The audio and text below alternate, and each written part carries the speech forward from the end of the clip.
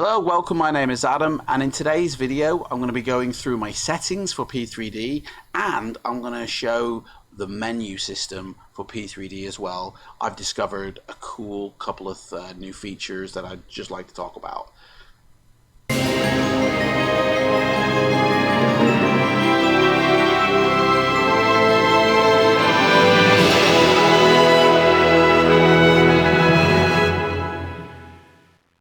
So, everybody knows, like, who's got P3D, this menu system is built off of what FSX sort of designed. It hasn't really moved forward since the days of FSX. The layout is very much the same. It's just the color and the look of it has slightly changed.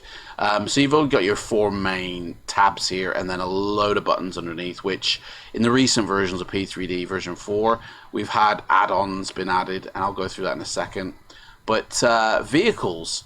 Now, one thing I'm going to mention, I mean, everybody knows about vehicles here, but one thing I'm going to mention is I tick my show only favorites.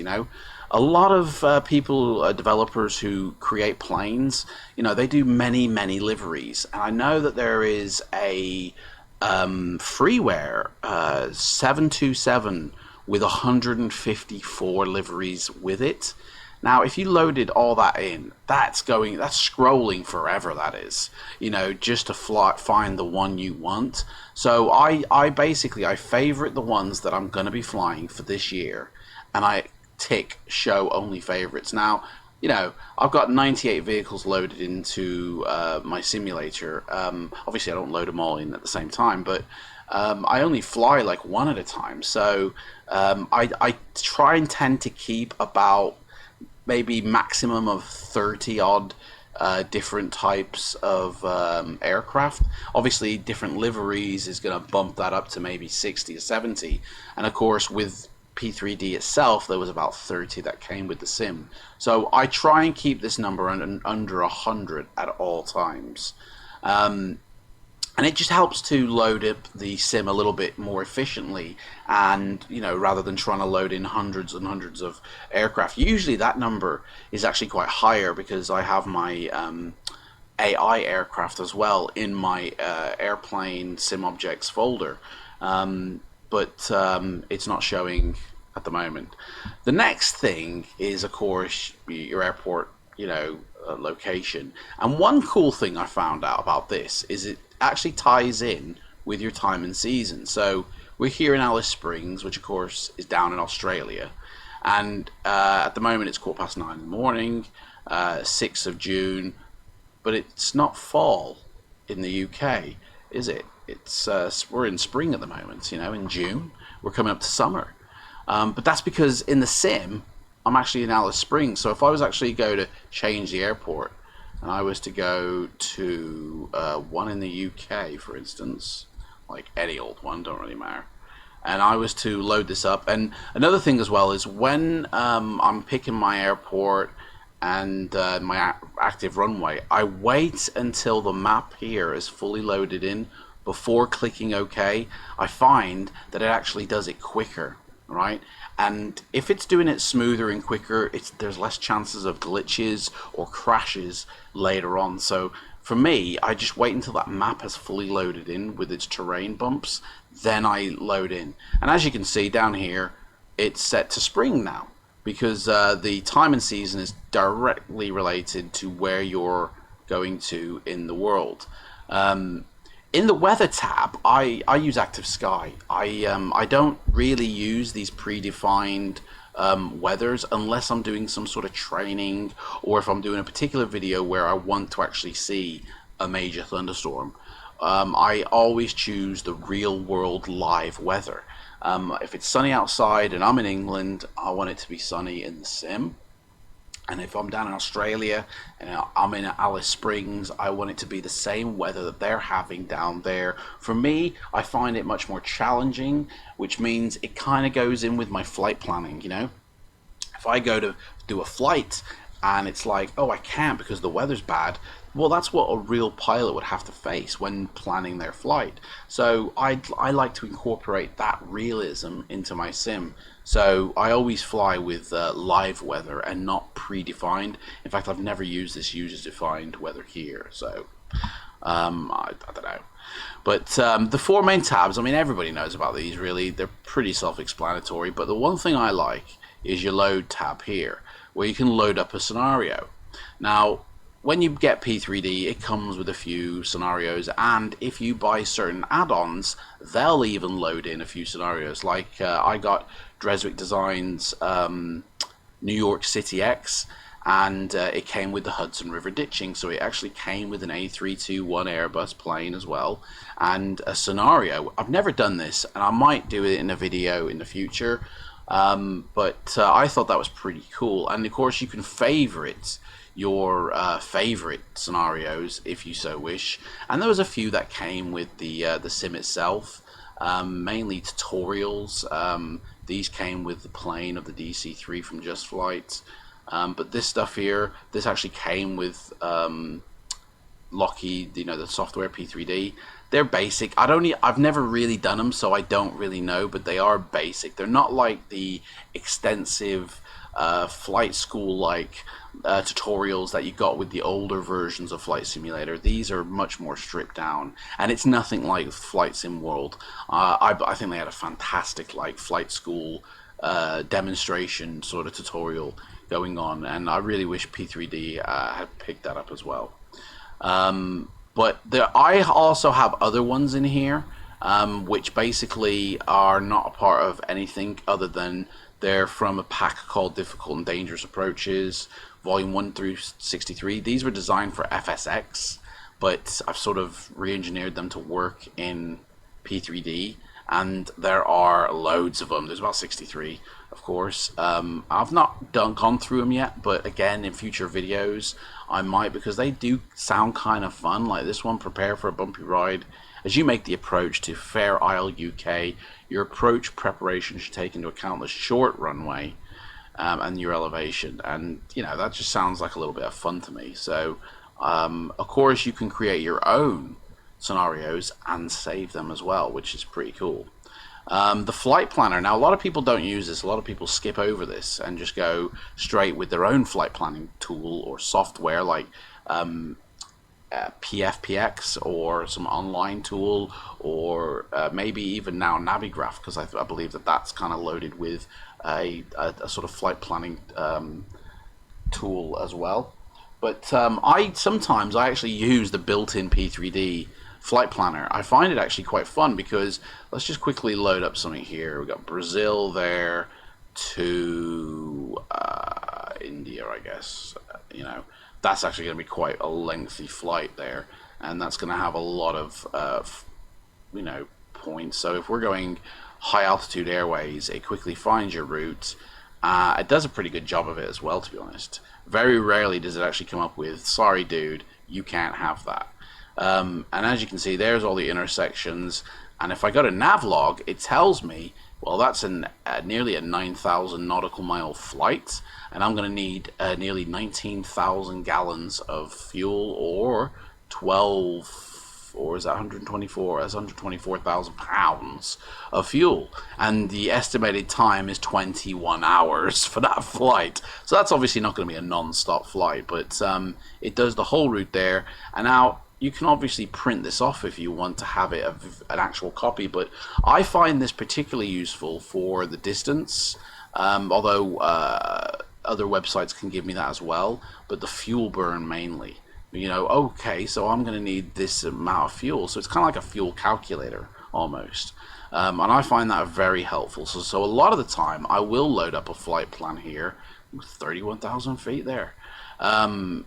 I will load up a flight plan using this and save it, or even load one in that I've created with Active Sky, because you can create a flight plan in Active Sky and then I can load it up into the sim. Because if you're using, say, like an FMC and you've planned your route using external sources, sometimes I've come in here and it doesn't recognize the route, so I'll load in the PLN file, or I'll load in the route, and it won't match up when I try and create it here. I put in the 2 waypoints, I do instrument flight rules, high altitude, put in the altitude I've selected on the other flight plan, and I find that a lot of these are different. Whereas if I create it externally, I can then load it in here, and it's then the same. Then I can use the internal ATC as well as my FMC, which will then sync up. And I just find that really a lot more smoother than just either relying on your FMC or external flight planning software, or just relying on the ATC built in with P3D, because the one built in isn't foolproof. It is sort of glitchy, but I do like that sort of built-in fuel burn, give me the fuel burn so I can then manage my aircraft a lot better as well, integration. So that's the flight planner tool. I do use that sometimes, but not all the time. Scenery. So now scenery here, this is my scenery library. Yours will probably look a bit different. As you can see, I've got a lot of things unticked here. All these grayed out boxes here are everything you'll find in the add-ons section just here, which we'll get to in a second. Everything else which is clickable, as you can see, I haven't got a lot of things ticked here, and you might be thinking why. Well, I only load into my sim what I'm actually going to fly. So at the moment I'm flying in Australia, so I've got a lot of Australia stuff ticked, and then a lot of other stuff like North America or Europe and all that is unticked. And that basically helps the loading time for my computer and the sim itself. Because if you have everything loaded in and you've got a full world, so you've got loads of mega scenery, loads of orbex, loads of airports, just loads of landscape, it's going to take about 30-40 minutes to load everything into your sim, and sort of gone are the days of switching between regions. Now it loads everything in at once and uses it all at once, and that is a heavy load, not only on your memory but your CPU. Your frames can get dragged right down by loading everything in all at once. Obviously the sort of default stuff has to be loaded in. It doesn't even allow you to untick that. It wants you to load in sort of default terrain and scenery, which is basically what this stuff is here now. The base, and then the cities, and everything else. Yeah, I untick things I don't use. So, but I don't do it for the mesh. I do just keep the mesh in. So obviously I'm not flying in Western North America or anything like that, but I still keep them ticked, because I just find I get more problems when I untick these meshes than I do with when I'm, although these aren't the meshes, sorry, these are the default meshes. These are the meshes here. When I untick these, the third-party add-on mesh, I find I get more problems when I re-enable them and I have to go back and do certain things to my sim, so I just leave everything ticked on that respect. It's mainly just the airports, the regions, and the continents in terms of terrain textures. That's what I sort of untick and enable when I'm flying. As you can see, I use the FS Global, the latest sort of mesh, next generation, for my sim, and this has the highest resolution currently available in flight simulation. These go down to 1 meter per pixel, okay, and a lot of add-ons will use 10 or 5, but this is 1, and it enables you to set your slider setting to 1 as well, and it gives you really, really beautiful looking landscapes. Obviously you need textures on top of that to back it up as well, but all this default stuff I leave ticked in. I find unticking the default stuff is more problematic, because let's say if you're flying in, I don't know, Orlando here, and the developer who's created an Orlando product has kind of missed a few things, then the default scenery will fill in them blanks. And if I untick all this, I'm going to have black holes all in my sim. I'm going to have black boxes everywhere because there's absolutely no information to fill in because I've disenabled it. So I leave all the default stuff enabled, and what will happen is it's kind of like Swiss cheese, where let's say Orbex haven't actually modeled anything, there'll be a black hole there, okay? And whatever is underneath it in terms of in the scenery library, whatever is beneath that scenery will then fill in the hole, okay, until and if there was, like, let's say we had an airport, and of course an airport is only very small, it literally is a hole, and of course you've got the landscape around it. But what if the landscape around it had holes as well? Okay, and then what if the continent itself maybe had holes in it? And so basically, the holes would be filled with everything beneath it. So it is very important to keep things ticked in terms of default. But when flying airports and regions, you don't need to keep everything ticked. So North America, I'm not even in North America if I'm flying Australia. So there's no holes that are going to be filled. There's no reason to load this into my sim, because I'm going to be waiting 20-30 minutes for everything to load in, and I'm not even going to fly over there. So that's going to have a heavy performance hit for my computer, because my memory is helping to load stuff in. So, you know, memory is kind of like a traffic warden, you know. It's allowing traffic coming through, going, you right, you hold there, mate. And it's basically managing the traffic. So all the traffic, and in this case it's scenery items or landscape items, is getting loaded into the sim. The traffic warden, the memory, is helping to maintain that.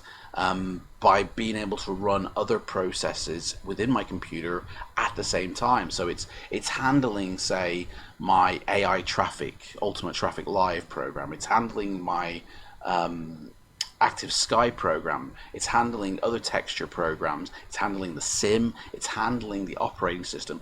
That's a lot to handle, to be fair. You know, and if I just say, you know, start loading in loads of scenery, it's going to be going, come on in for a very long time, to the point where I could actually use up a lot of my cached memory just on loading scenery. So by the time I get into my sim, my performance, my frames are right down to near enough zilch, basically because I've used up all my cached memory on loading in the scenery. Now, it doesn't solely load in scenery, the memory. Obviously, your CPU loads in the scenery, you know, but the virtual memory that you have on your machine helps to remember where everything's going. Helps, so it does effectively help to load it in. But it can actually cause a crash if you load in too much scenery at once. You could end up crashing your system because you've run out of memory. One thing I do, in fact, and I'll quickly show you a little nifty trick here, is here's my memory, and at the moment it's only on 616 megabytes. So, you know, we're going, whoa, that's really low, dude. Your cached memory, you know, I've got 16 gig of memory here, and I've got like over 8 gig available that's not being used by anything, because I'm running my sim, I'm running Active Sky, I'm running Rex environment, I'm running my Ultimate Traffic Live, I'm running Kim Saver as well, and Chase Plane, and the operating system. That's a lot of things to be running at the same time. But it's not using all my memory. In fact, my cached memory is very low. Now that might be in the gigabytes on your machine. And it's really a bit of a glitch with Windows 10 as well, that it doesn't dump your cache. It just builds it and builds it and builds it until it runs out, or you close the program down. So if you don't close your program down and your memory is beginning to fill up, your program should then dump your memory for you to help maintain a smooth system. But I don't know how P3D manages that. I don't think it does it very well, because before I added my little nifty trick here with the memory, my cached memory was going up to like 5-6 gig, 7 gig, 8 gig, and I did find I had stutters in my sim because of this. Basically, I've scheduled a task within my Windows operating system to every 5 minutes dump the memory. So this will build and build and build, and then in 5 minutes time it will just reset down to like 400 megabytes or something like that, basically because I've got a task that will say get rid of the memory that you're not using, okay, and it's gone. And that helps me to maintain a healthy and smooth sim. And if you want me to do a video on how I did that, let me know in the comments below, and I'll happily make a video for that. But moving back up my scenery library, there is a certain order to this that the simulator likes everything to be in. You know, if you've got things out of whack, then you can have simulator problems. You know, your experience in your sim will not be smooth. Now, I don't actually move things around in my sim. I don't actually position things in here. I let the Orbex vector tool do that for me. When I run that tool, it actually modifies my scenery library for me and puts everything in the appropriate place. I never have to go into my scenery config file and move things around.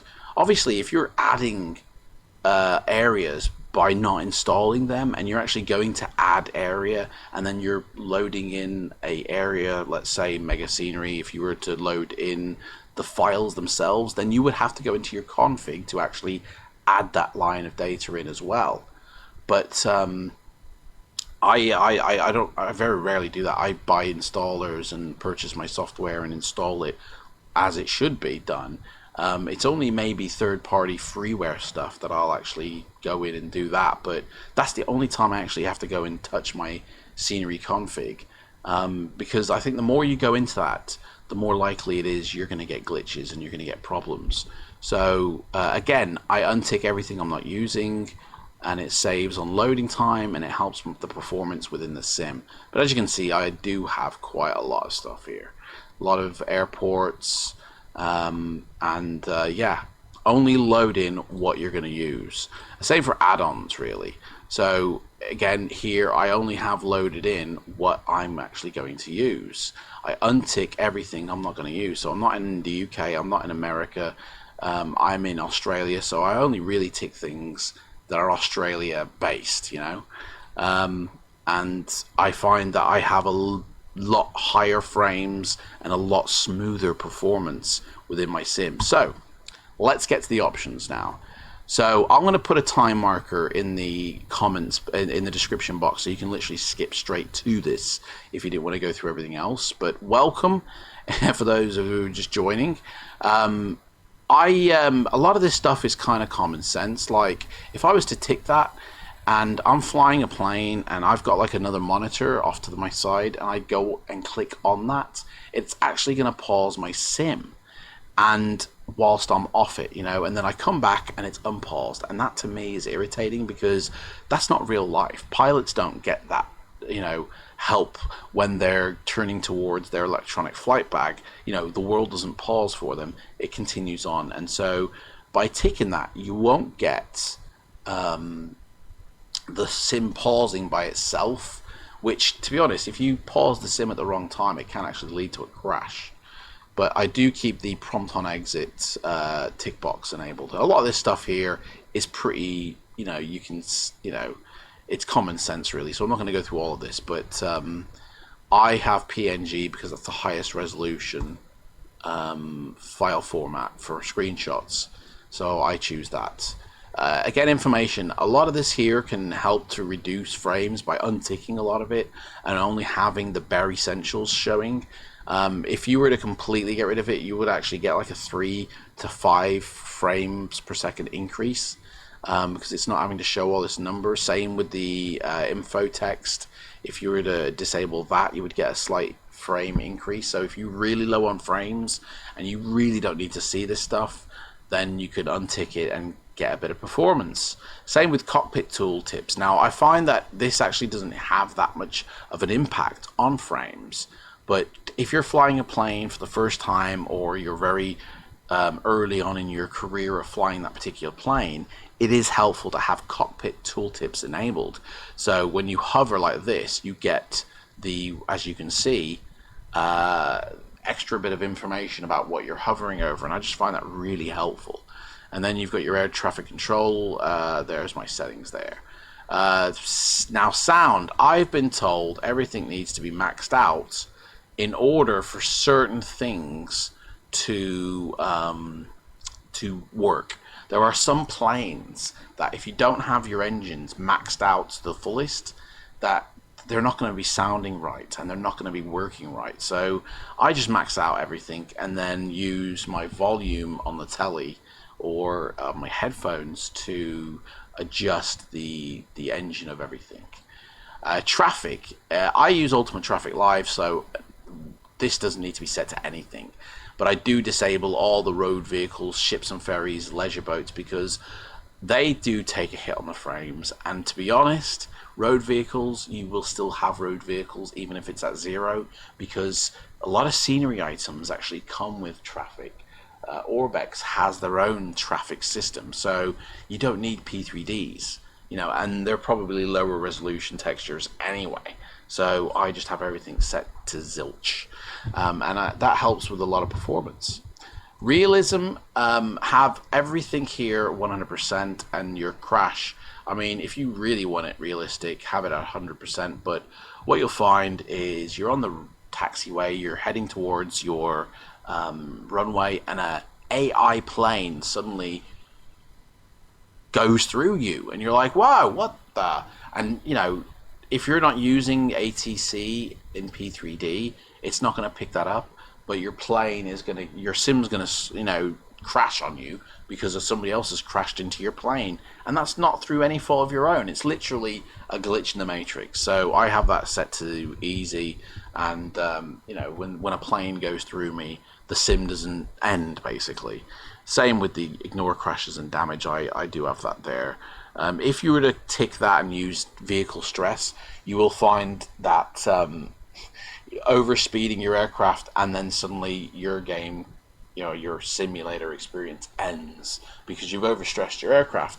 And a lot of aircrafts nowadays have a built-in stress causes damage sort of, you know, function anyway, that will show in the visuals over time. So for me, that's just a bit, you know, don't need any of that. And obviously there's the settings for these.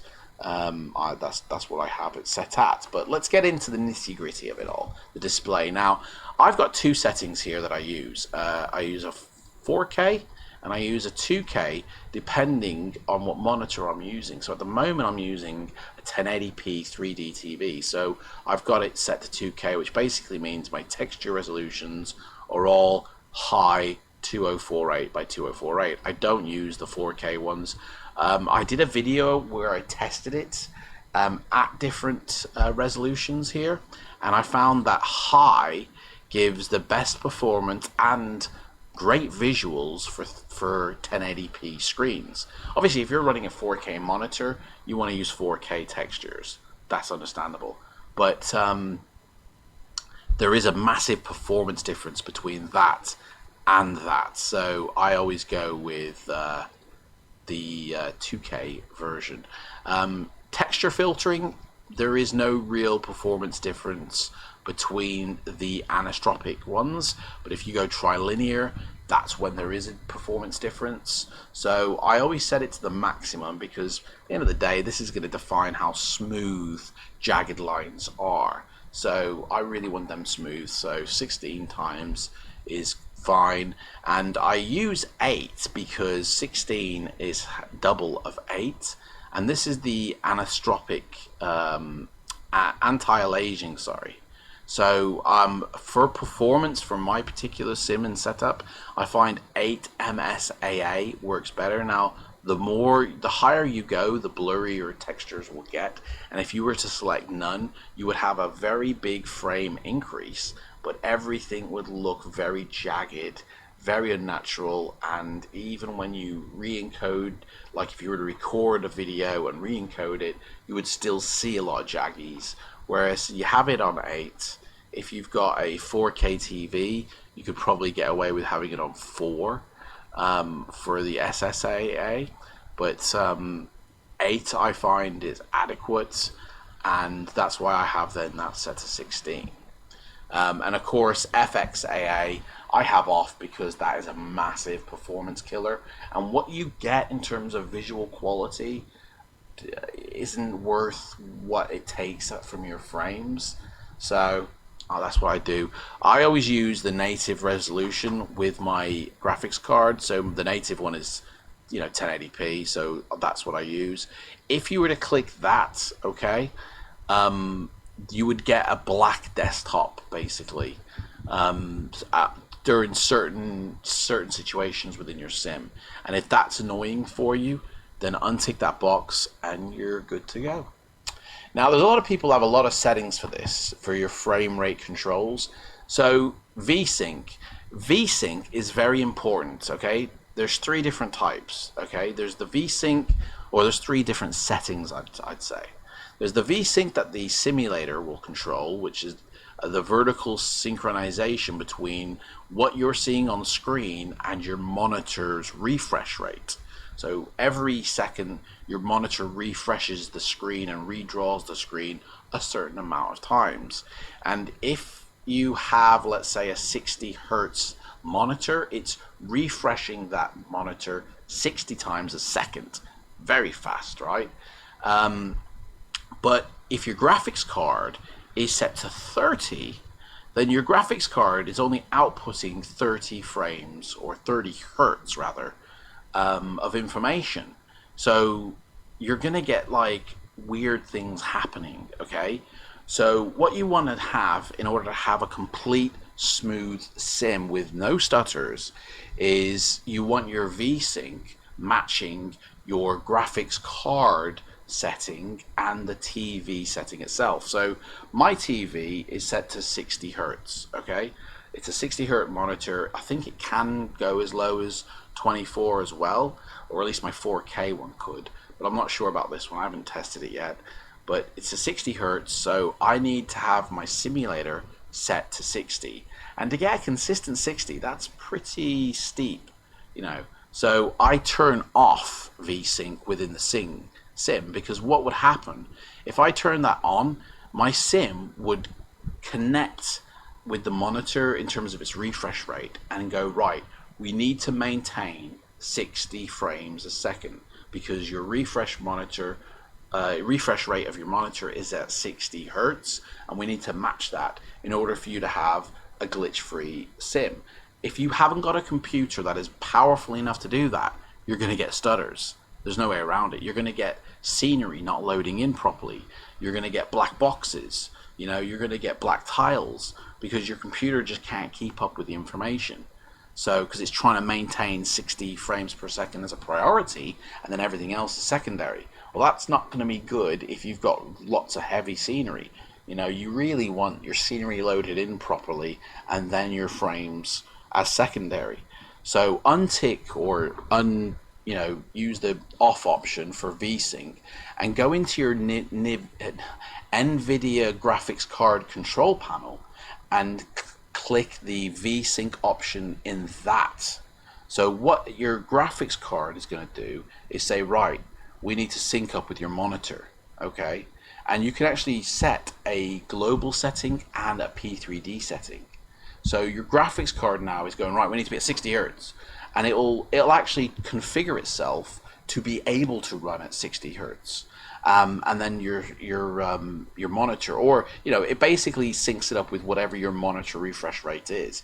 So if you've got a refresh rate of 30 hertz, if your monitor is 30 hertz, it'll sync up your graphics card to 30 hertz. Okay. Now, if you have VSync off, you can't tick triple buffering. If you turn it on, you can tick triple buffering.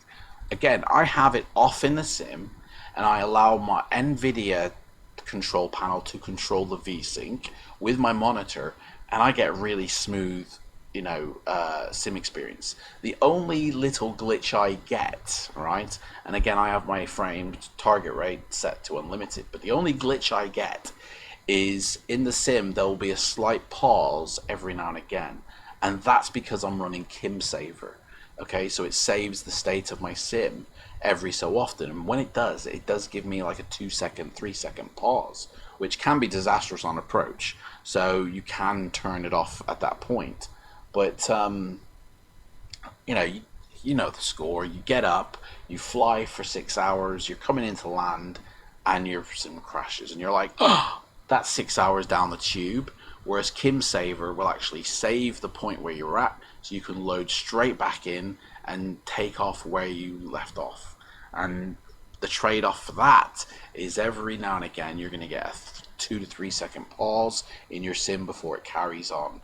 And for me, that's acceptable when I know what I'm gaining. And that's basically it for this setting. Now, this is a very important menu. This is really going to define how well your sim experience is. And my sim specs that run my PC specs, sorry, that run this sim and these settings is that I have 16 gig of memory built into my system, and I have a processor running at like 4.6 gigahertz, definitely above 4.0, and I have a graphics card, the 1080 Ti, which has 11 gig virtual memory, and or graphics card memory, and video memory, as it were, and that helps me to maintain these settings. Now, if you don't have that type of power, I guess, or performance in your sim, then these settings you will need to lower down further to maintain the same visuals. Okay, so as you can see, I have pretty much everything maxed out. Autogen vegetation and building autogen is set to dense, and then this, if I'm in the city, I put it to medium. If I'm out in the country, I set it to high. Scenery complexity, I feel, has to be on the highest setting in order for you to see every different type of building that the developer wants you to see. How much of it you see will depend on how much density you've put into your sim and the draw distance, so that's how far out you'll see it. These sliders don't need to be that much, but if I have this limited down here, that means I'm limiting what can go into my sim. So I'm not going to see every single building or every single vegetation. I'm only going to be seeing a handful of them, and that can really make your sim look bare bones.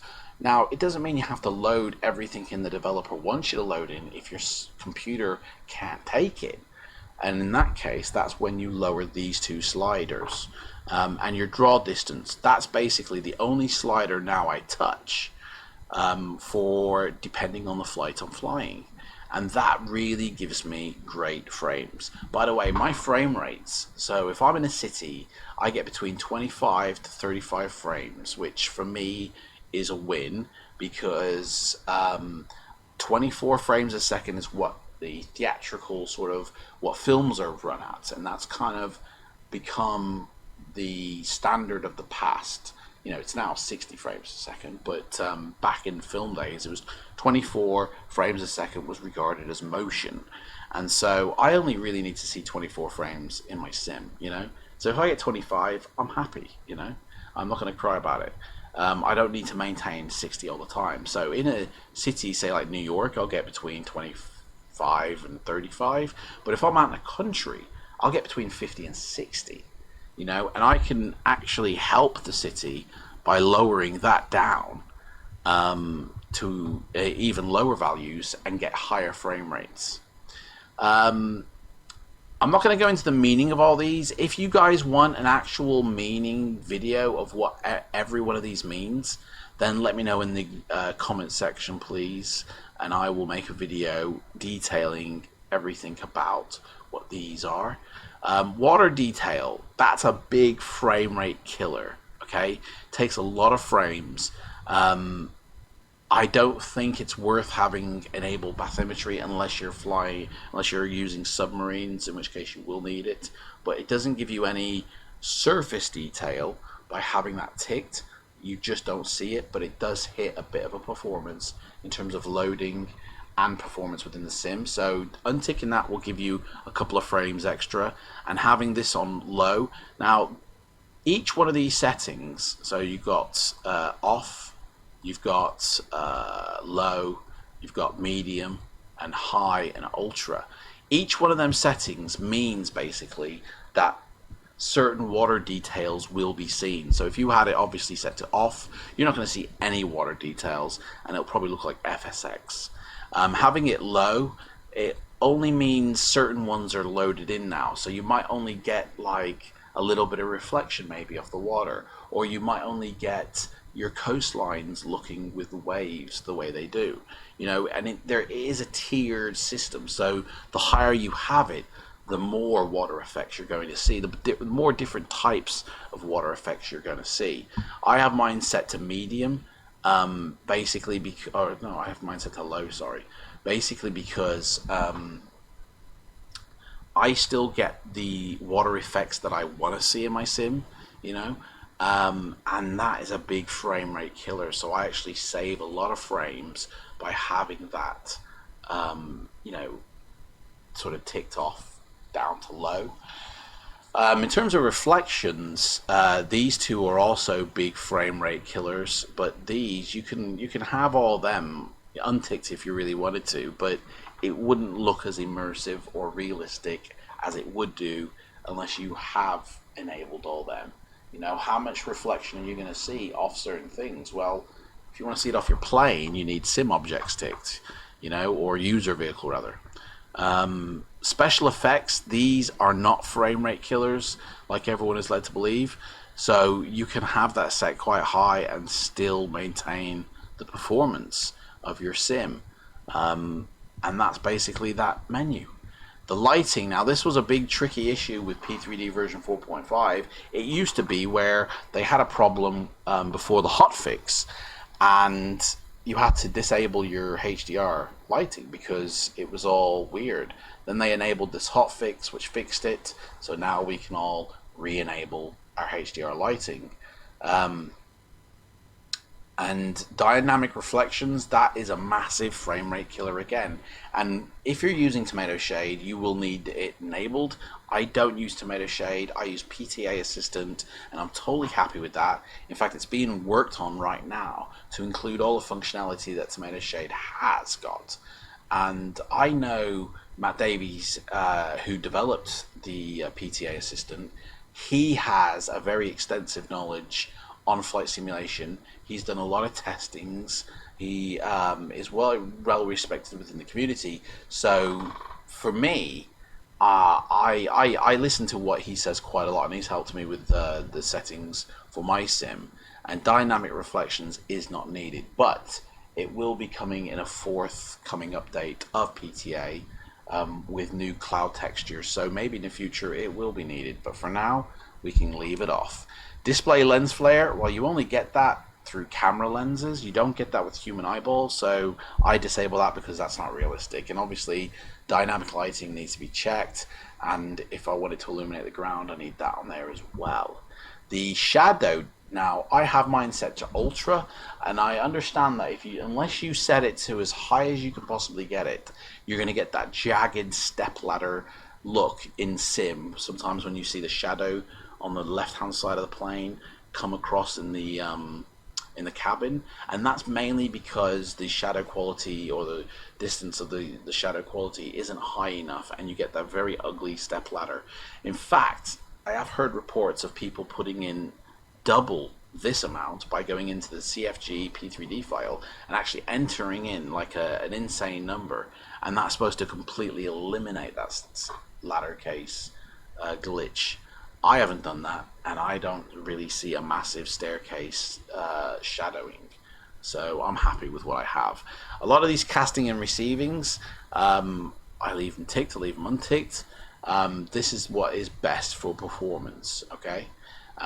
So I leave a lot of that unticked because I get better frames, or because it's going to be a big performance killer.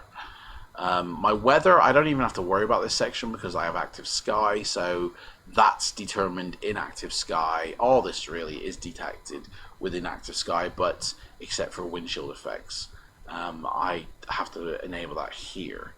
But that's basically it, you know. That's all we've got, folks. If you want to see a more extensive going through what all of these items mean, let me know in the comments below, and I'll do a video on it. If you want to know what that little tip was for scheduling a task for your manager to dump your memory, let me know in the comments and I will make these videos. But until next time, guys, take care, and I'll see you in the virtual skies.